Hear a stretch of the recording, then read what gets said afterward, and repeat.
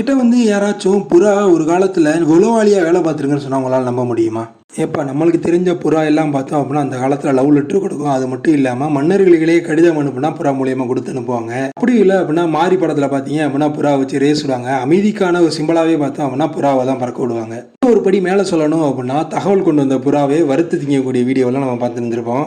இதெல்லாம் ஒரு பக்கம் இருந்தாலும் கூட யாராவது நம்ப முடியாத ஒரு தகவல் இருக்கு. அது என்ன அப்படின்னு பார்த்தோம்னா இப்ப இருந்து 111 வருஷத்துக்கு முன்னாடியே பார்த்தோம் அப்படின்னா புறாவை உளவாளியா பயன்படுத்தியிருக்காங்க. எதற்காக பயன்படுத்தினாங்க, எந்த நாடு பயன்படுத்துச்சு, இதை பத்தி தான் இந்த ஒரு காணொலியில பார்க்க போறோம். புறா அமைதிக்காக தான் போகும், அமைதியை கலைக்க கூடவா போகும் அப்படின்ற மாதிரி தான் இருக்கும் இந்த ஒரு கதையை கேட்டீங்கன்னா. 1914 முதலாம் உலக போர்ல பார்த்தோம் அப்படின்னா நிறைய நாடுகள் சண்டை போட்டுட்டு இருந்தாங்க. இது அப்போது காலகட்டங்களில் பார்த்தோம் அப்படின்னா இப்ப இருக்க மாதிரி டெக்னாலஜி நிறைய இல்லை. அது மட்டும் இல்லாம அந்த காலத்துல ரேடியோக்கெல்லாம் பார்த்தோம் அப்படின்னா இன்டர்செப்ட் பண்ணி சரியான விதத்துக்கு போக வேண்டிய தகவல் எல்லாம் பார்த்தா மாத்தி மாத்தி கொடுத்து கன்ஃபியூஷன் பண்ணிக்கிட்டு இருந்தாங்க. மட்டும் இல்லாமல் அந்த ஒரு காலகட்டத்தில் பார்த்தோம் அப்படின்னா அந்த டெரெயின்ல என்ன நடக்குதுன்னு தெரிஞ்சிருக்கான வாய்ப்பு பார்த்தோம் அப்படின்னா ரொம்பவுமே கம்மியா இருந்திருக்கு.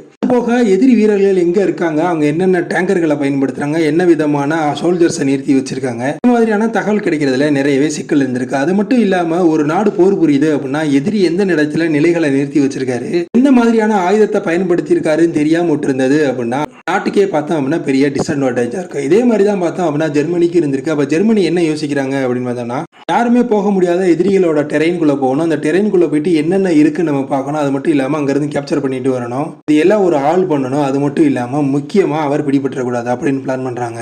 இந்த ஒரு வாய்ப்புக்கு ஸ்கோப்பே லேதண்டின்னு சொல்ற மாதிரி இந்த ஸ்கோப்பே இல்லாம இருந்தது. எப்படி ஒருத்தன் போய் போட்டோ எடுத்து தப்பிச்சு வெளியே வருவாருன்ற மாதிரி இந்த மாதிரி நேரத்துல தான் ஜெர்மன் ஒன்று யோசிச்சாங்க. என்ன அப்படின்னு பார்த்தோம்னா புறாவில் கேமராவை கட்டி விடலான்னு. இந்த ஒரு காலகட்டத்தில் என்ன பண்றாங்க அப்படின்னா சின்ன சைஸ் கேமராவை புறாவோட கழுத்துல கட்டி விடுறாங்க. இதன் மூலியமா பார்த்தோம் அப்படின்னா புறாவை ஒரு சீக்கிரட்டான அண்டர் கிரவுண்ட்ல இருந்து பறக்க விடுறாங்க. இந்த புறாக்களும் பார்த்தோம் அப்படின்னா எதிரிகளோட டெரெயின்ல பறந்து ஆட்டோமேட்டிக்கா போட்டோ எடுக்கிற மாதிரியான டைமர்ஸும் பார்த்தோம் அப்படின்னா இந்த கேமரால செட் பண்ணப்படும். இந்த பறவைகள் அந்த தூரத்துல பறந்து போயிட்டு திருப்பி இந்த இடத்துக்கே வரும்போது எதிரிகளோட டெரெயின்ல பறக்கும்போது இந்த கேமரால செட் பண்ண டைமிங் பார்த்தோம் அப்படின்னா கொஞ்சம் கொஞ்சமா போட்டோ எடுத்திருக்கு.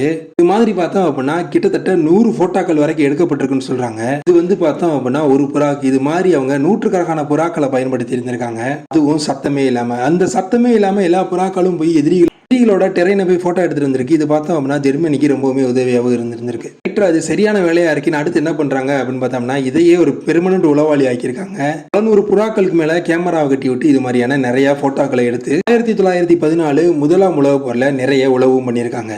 பண்ணியிருக்காங்களப்பா எதிரிக்கு கொஞ்சம் கூட ஐடியா இல்லாம இருந்திருக்கு அப்படின்னு கேட்டீங்கன்னா புறாக்கள் பார்த்தோம் அப்படின்னா குண்டை விட வேகமா பறக்கும். அது மட்டும் இல்லாம ஒரு உலக வார் காலட்டயத்துல பார்த்தோம் அப்படின்னா குண்டு ஏரோப்ளேன் பறந்துகிட்டு இருக்கும்போது இந்த புறாவையா பார்க்க போறாங்க அப்படின்ற மாதிரி தான் பார்த்தோம் அப்படின்னா புறாக்களே அவங்க லேசா நினைச்சிருக்காங்க. லேசா நினைச்ச புறா தான் பார்த்தோம் அப்படின்னா அவங்களுக்கு செமத்தியாகவும் ஆப்பு வச்சிருக்கு.